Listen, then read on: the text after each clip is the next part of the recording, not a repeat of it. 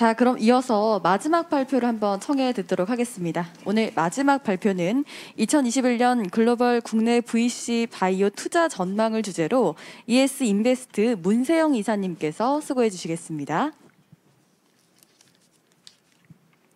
네, 안녕하십니까. 소개받은 ES 인베스터의 문세영입니다. 저는 현재 ES 인베스터에서 바이오 헬스케어 분야 투자를 담당을 하고 있고요.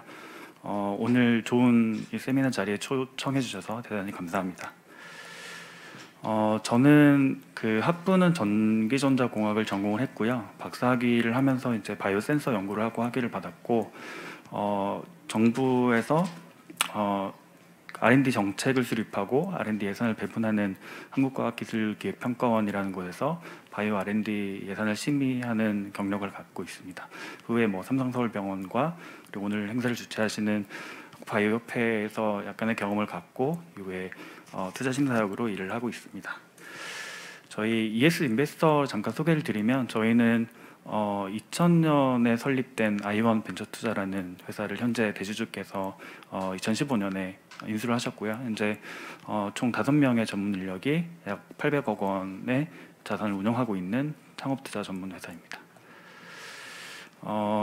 그 주제를 주셨을 때 크게 미래를 전망하거나 이런 건 저의 전문 영역은 아니라서 일단 최대한 제가 아는 범위 내에서 한번 2020년을 돌아보는 식으로 한번 시작을 해보겠습니다.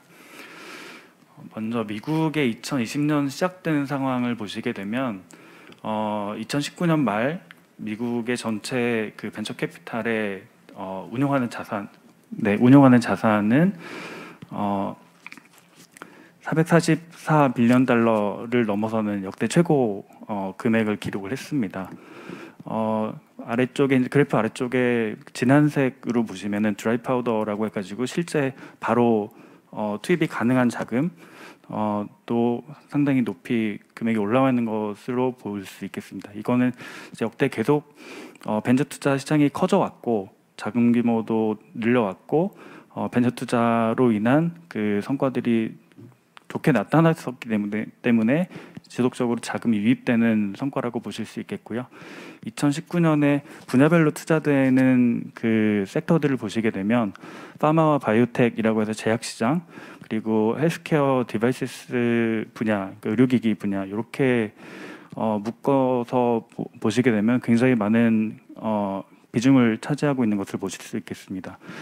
금액의 비중뿐만이 아니라 딜 건수당 딜 사이즈 역시 최고치를 기록을 했는데요. 파마와 바이오텍 분야를 보게 되면 한 딜 건당 투자 금액이 1,400만 불에 달하고 있습니다. 이렇게 긍정적인 그 상태로 이제 2020년을 맞이했는데 불행하게도 코로나 팬데믹 사태가 일어나게 됐습니다. 이런 시장을 흔드는 위험 요소가 나타났을 때 모든 사람들은 굉장히 빠르게 위험에 반응을 하고 자본시장도 여기에 빠르게 대응을 할 수밖에 없는데 이런 위기의 상황은 항상 자본시장에 있는 사람들에게는 기회를 같이 준다고 역대 역사들이 말해주고 있고 작년 또한 그랬던 것 같습니다. 미국에서 이제 다우와 나스닥 이런 지수들이 엄청나게 많이 떨어졌던 블랙 먼데이 이런 그 시점에서 나온 기사들을 보게 되면 굉장히 비관적으로 어디가 바닥인지 모르겠다 이런 비관적인 그 예측을 많이 했었고 아이러니하게도 코로나로 확진된 환자 수가 늘어남에 따라서 주가 시장의 지수들도 빠르게 다시 회복을 하고 있었습니다. 굉장히 아이러니한 그래프라서 한번 쉐어를 해봤습니다.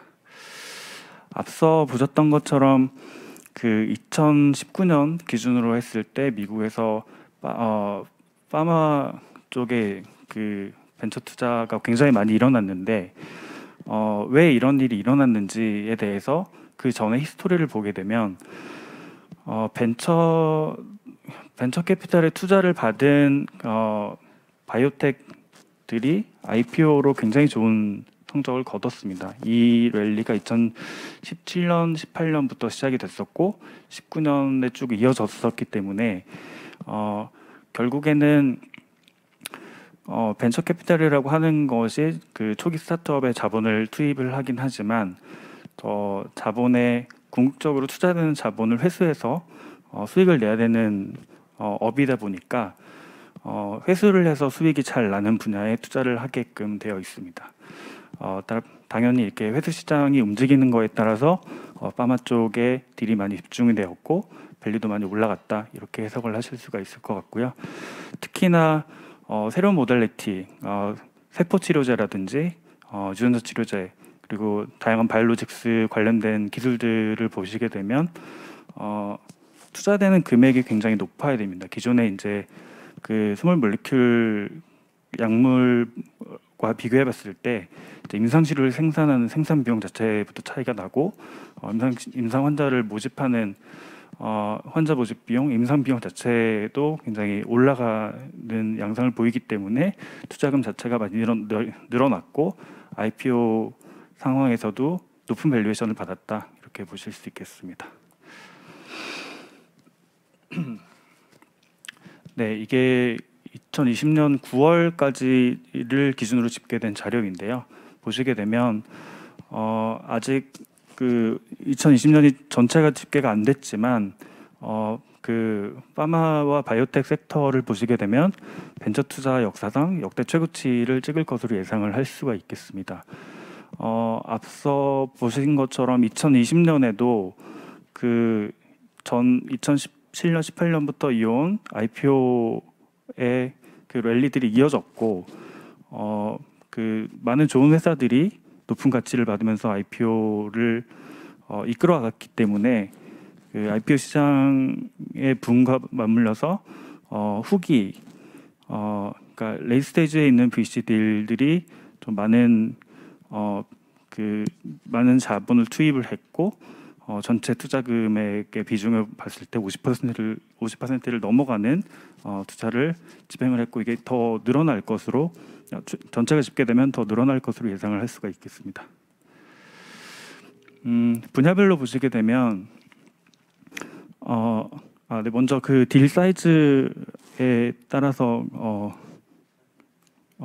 집계된 내용을 좀 살펴보게 되면 작년 같은 경우에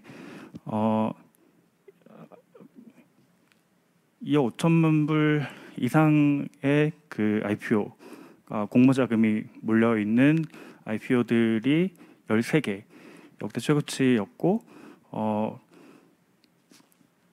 2억 불 이상으로 보시게 되면은 30개가 넘어가는 전체의 절반 가까이를 차지하게 되는 현상을 보이고 있었습니다. 이 자료는 그 파마 딜만 선택을 해서 분석을 한 자료고요. 점점 더 그 IPO 사이즈가 커지고 대형 딜들이 많아진다 이렇게 보실 수가 있겠습니다. 그 질환 분야별로 보시게 되면 여전히 그 항암제 분야가 강세를 보였고 제가 좀 주목하고 있는 분야는 항암제 아래에 보이는 그 희귀 질환 그리고 그 아래쪽에 면역 관련된 질환들이 있습니다. 희귀 질환이 이렇게 강세를 보이게 된 이유는 미국 FDA의 정책과 맞물려 있는데요. FDA에서 지속적으로 희귀 질환에 대한 승인의 페이버를 주고 있고 희귀 질환 지정을 받은 회사들이 임상 비용의 절감이라든지 아니면 임상 시간의 단축 이런 이점들을 등에 업고 좋은 성적을 내고 있는 상황이라고 보시면 되겠습니다. 그리고 이번 코로나 사태와 또 연관이 있지만 기존에 이제 면역 항암제 관련된 임상이 진행이 되면서 임상 진행 중에 면역 관련된 여러 가지 부작용들 이런 면역 현상들에 대한 이해가 조금 더 높아지면서 다양한 면역 관련된 질환, 특히 자가면역 질환에 대한 관심이 높아지고 있는 상황이라고 보시면 되겠습니다. 개발 단계를 보시면 기존에는 임상 전 단계에서 상당히 많이 그 투자를 받았었고 그 단계가 이제 임상 일상 이상 올라가는 그런 레이트 스테이지 개발 단계를 보이는 회사들에 조금 더 딜이 많이 집중되고 있다. 앞서서 보셨던 것처럼 그 레이 스테이지 벤처 캐피탈 투자와 IPO 단계의 투자에 자금이 몰리면서 일어난 현상이라고 보실 수 있겠습니다. 네, 그리고 모달리티 측면에서 보시면은 셀엔진 테라피가 역대 가장 많은 증가율을 보였고 13개의 딜이 투자가 된 것을 보실 수 있겠습니다.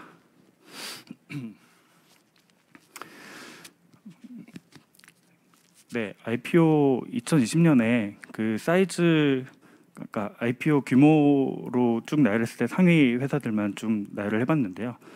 보시게 되면 로열티 파마는 좀 특이한 그 판권에 대한 수익을 가져가는 좀 특이한 케이스라고 보실 수 있겠고, 그 외에 이제 회사들을 보시게 되면 세포 치료제 하는 회사들, 그리고 앱셀라라는 회사는 이제 AI를 이용해서 그 약물 개발에 도움을 주는 이런 회사인 거고요.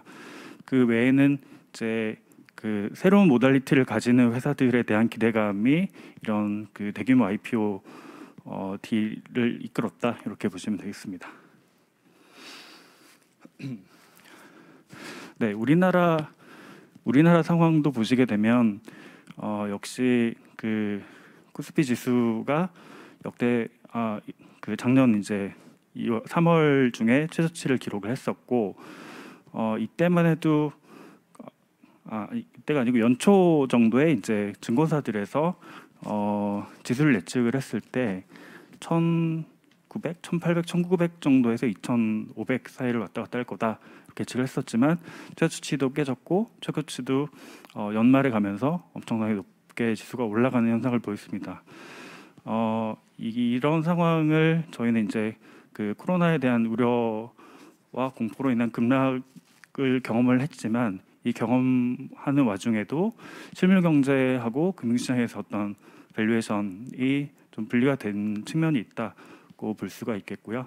그리고 이제 이렇게 시장의 상승은 유동성이 시장 상승을 견인했다라고 볼 수 있는데, 오른쪽에 보시면은 이게 그 금리 그래프고요. 금리가 역시 최저치를 기록하고 아직 그 올라가지 않는 상황이라서 유동성에 대한 이슈는 내년에도 계속 올해와 내년에도 계속 될 것으로 예상을 하고 있습니다. 네, 국내 벤처 투자를 보시게 되면 이게 9월까지 집계된 자료인데요. 바이오 의료 분야가 9월까지 7,683억 원, 그 업종별로 봤을 때 가장 높은 금액을 투자를 받고 있었고요. 그 업종별로 가장 높은 그 비중을 투자를 받았던 게 아마 2016년이 처음일 거고요. 2018년, 19년 계속 최고치를 경신을 했었고, 12월 말까지 예측을 해보면 거의 1조 정도까지 투자를 했을 것이라고 예상을 할 수가 있겠습니다. 네, 국내에서도 바이오 투자가 이렇게 많이 이루어지는, 그러니까 벤처 캐피탈 투자가 많이 이루어지는 이유는 작년에도 IPO 중에서 이제 바이오 쪽이 강세였고요. 코로나로 인해서 이제 여러 가지 불확실성이 있었기 때문에 투자단에서는 자금이 프리 IPO와 IPO 단계를 선호하는 시장으로 많이 분위기가 형성이 됐었습니다. 이 자료는 이제 바이오 스펙테이터에서 자체적으로 전체 이제 IPO까지 포함을 한 투자를 집계를 해봤을 때 IPO 단계에서 가장 많은 투자 금액이 투자가 됐던 것으로 집계가 된 상황을 확인하실 수 있겠습니다. 그럼 이렇게 그 IPO나 레이스테이지에 대한 선호가 국내에 좀 한정적인 얘기인가라고 물어봤을 때 꼭 그렇지는 않은 것 같습니다. 이게 전체 글로벌 벤처 파이낸싱을 봤을 때 그 아래쪽에 그 보라색으로 보이는 선이 이제 레이스테이지 벤처 딜인데요. 레이스테이지 딜에 대한 비중은 꾸준히 늘어왔다고 보시면 되겠습니다. 그게 지속되는 추세라고 보시면 되겠고, 여기까지 이제 작년에 일어났던 일들을 여러 가지로 좀 정리를 해봤고 확인하실 수 있는 거는 확실히 이제 바이오 제약 분야에 대한 그 시장의 페이버가 좀 있다고 보실 수가 있는데, 그러면 어떤 이유들이 이런 페이버를 만들어냈느냐? 제가 앞에서도 잠깐 말씀드리긴 했지만 미국의 경우에는 바이오텍의 IPO들이 이런 투자 심리를 견인했다고 볼 수가 있겠습니다. 여러 가지 섹터들 중에서 바이오텍에 투자를 했을 때 대형 IPO를 만들어낼 가능성이 높고, 역시 이런 그러니까 페이오프에 대한 어떤 가능성이 높다는 것은 당연히 이제 투자 심리를 이끌어 올릴 수 있는 그런 요인이라고 볼 수가 있고요. 그리고 미국의 이제 바이오 산업 생태계가 잘 구성된 측면도 한 몫을 했다고 볼 수가 있겠습니다. 오른쪽 그래프를 보시게 되면, 이제 도표를 보시게 되면 미국에서 연구 단계, 그리고 바이오텍과 벤처 캐피탈이라는 민간 자금들, 그리고 대형 제약사들이 속해 있는 파마 단계들까지 선순환적으로 기술과 자금이 순환되는 이런 생태가 잘 이루어져 있다라고 평가를 할 수가 있겠습니다. 네, 그러면 이제 국내에서의 이런 선호 현상은 당연히 이제 엑시트에 대한 가능성이고요. 앞서서 이제 부장님께서 말씀해 주셨지만 기술특례 성장 제도가 도입이 되면서 바이오 기업들이 기술 성장의 대부분을 차지하고 있습니다. 작년에도 앞에 이제 집계준 숫자랑 조금 차이가 나긴 하지만 전체 기술 성장 기업 25개 중에서 17개, 17개 정도의 바이오 기업들이 상장을 했었고요. 이 비중이 점점 그 전체 기술 성장 기업 중에서 차지하는 비중이 높아지고 있습니다. 기술 특례 상장을 한 기업들이 매출이 없는 상태에서 상장을 하고서 어떤 좋은 성과들을 보여줬느냐라고 시장에서 많이 질문이 있지만 그럼에도 꾸준히 라이센스 아웃 실적들이 나오고 있고, 작년 돌이켜보면 뭐 레고캠 바이오 꾸준하게 라이센스 아웃 소식을 전해왔고, 알테오젠이나 제넥신도 좋은 성과들을 꾸준히 보이고 있었습니다. 이런 기술 성장 기술 이전 실적들이 꾸준히 이어지게 된다면 앞서서 계속 이어졌던 이제 기술 성장, 기술 특례 성장 중에서 이제 바이오 기업들이 차지하는 비중이 꾸준히 유지가 될 거라고 예상을 할 수가 있고, 이런 점들이 단기간에 이렇게 많이 바뀔 거라고 예상하기 쉽지가 않습니다. 네, 그러면은 제가 생각하는 뭐 앞으로 일어날 일들, 제가 좀 주목하고 있는 섹터, 이렇게 좀 간단히 설명을 드리고 오늘 발표를 마치도록 하겠습니다. 전체적으로 보게 되면 앞서 말씀드린 것과 좀 일맥상통하긴 하지만 벤처 캐피탈의 투자가 초기 딜보다는 그 레이트 스테이지에 좀 더 집중이 되어 있다는 걸 볼 수가 있겠습니다. 왼쪽에 보시게 되면 첫 번째, 그러니까 기업이 첫 번째 투자를 받는 그런 딜을 정리를 해놓은 그래프인데요. 그 아래쪽에 진한색으로 되어 있는 그래프의 막대가 계속 줄어드는 것을 볼 수가 있습니다. 이게 이제 회사들한테 의미하는 거는 새로운 투자자를 딜에 끌어들이는 게 굉장히 어려워진다는 것을 의미하는 거고요. 벤처 캐피탈들에게는 기존에 이제 신규 딜을 발굴하는 이런 활동들보다는 관리하고 있던 포트폴리오의 대형화, 이들을 어떻게 엑시트 시켜야 될 것인가에 조금 더 많은 고민을 해야 되는 시점이 되었고, 이미 그렇게 많이 움직이고 있다고 볼 수가 있겠습니다. 바이오 제약 분야에서는 그 비임상부터 임상 승인, 그리고 신약 승인까지 굉장히 뭐 오랜 시간이 걸리고 각 단계를 넘어가는 확률, 성공 확률이 상당히 낮기 때문에 굉장히 도전적인 분야라고 설명할 수가 있겠고, 그러다 보니까 각 단계에서의 성공 확률을 높이는 기술들, 이 기간을 줄여줄 수 있는 기술들에 조금 더 주목을 하게 되는 것 같습니다.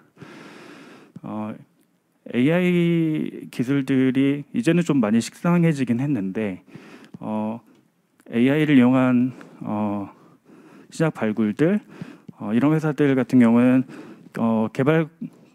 실제로 약물을 개발하는 과정을 통한 검증이 요구될 거라고 예상할 수가 있겠습니다.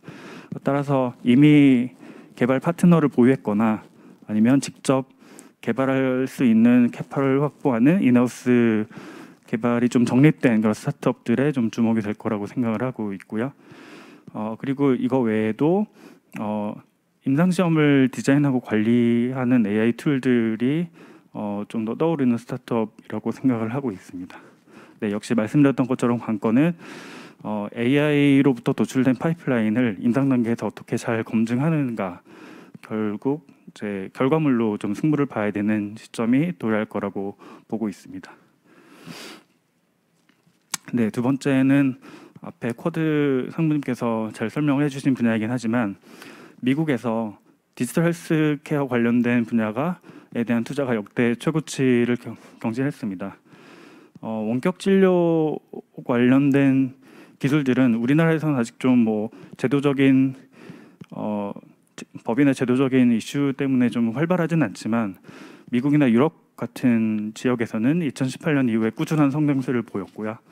그리고 개인 건강 정보의 관리나 활용 그리고 보안 이슈들이 제기됨에 따라서 건강 정보를 관리하는 헬스케어 토탈 솔루션 같은 회사들도 많이 주목을 받고 있는 상황이라고 보시면 되겠습니다.